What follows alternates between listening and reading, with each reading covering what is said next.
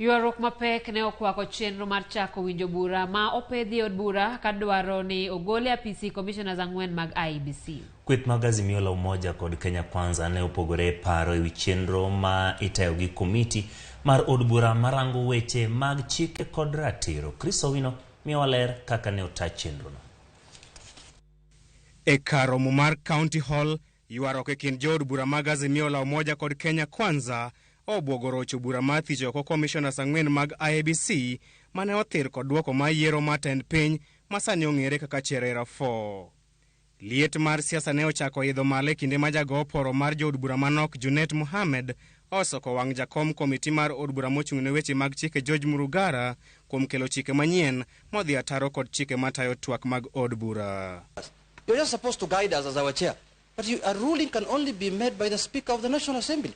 Murugara kata kamano okwedo weche mag Junet Mohamed kendo ramo ni chike makamago gin matayo bura makamano e yo ma owinjore. I said are the ground rules derived from the standing orders and derived from its own communication to us. Chung mar Murugara ne omedo mana chwalo mach kendo wang'o i jaod bura mar Waraka TJ Kajwang'. Are we saying that members of this committee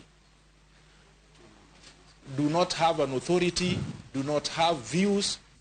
Kajwang' onyiso Murugara ni oonge kod teko mar miyo komitino chike manyien kendo nyise ni nyaka owinj ywak mag jokanyo mar komitino. I think I suggest, probably Mr. Chair, that you relieve people who are not members of this committee to go out so that we make a decision on this, because that is how standing orders work and that is how proceedings in committee work.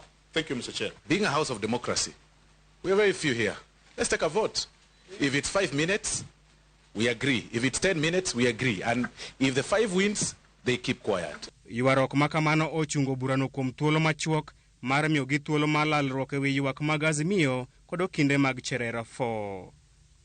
Okinde mag Cherera 4 e bwo telo mar Danstan Omari kod Apollo Mboya onyiero bura mar thicho oko komishonas 4 mag IEBC kagiwacho ni bura makamano onge tiende kendo oyiengore e weche mag awinjo. Okil kamaloka mar Juliana Cherera Danstan Omari oyango ni buche makamago gin kod agenda mar siasa mar tamo Juliana Cherera telo ne IEBC bang' Wafula Chebukati dhi rutaya e chak higa manyien.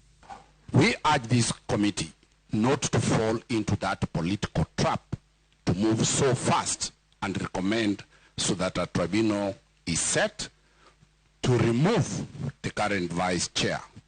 Weche ne okethore seche mag midhiambo e kinde ma jakom jelak George Murugara wacho ni ne gichopo e winjruok mar dhi nyime kod winjo bura makamano gino mane okwed kod Junet Mohamed kaachiel gi TJ Kajwang'.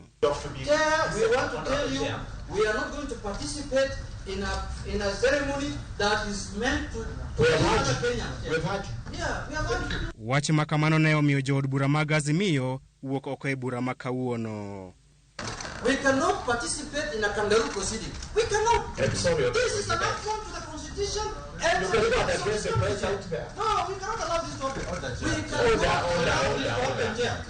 Chenro mar winjo burano kata kamano ne odhi nyime e kinde ma duond bura mar Republican Liberty Party ne ochwalo kwayo margi.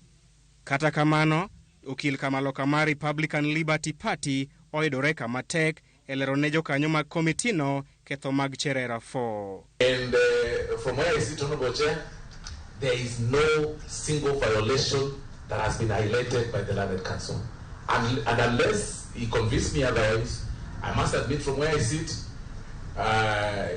for me, no.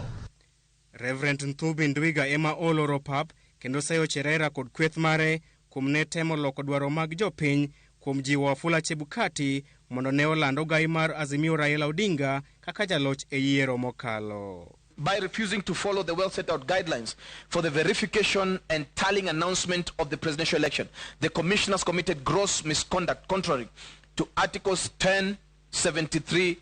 Bura makawuono oyuore kod ogai mar Azimio Raila Odinga, jatend duond bura mar Wiper Kalonzo Musyoka kod nyawadgi mar na Kenya Martha Karua.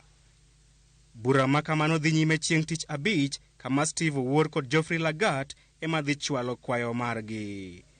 Chris Owino, Ramogi TV, Nairobi.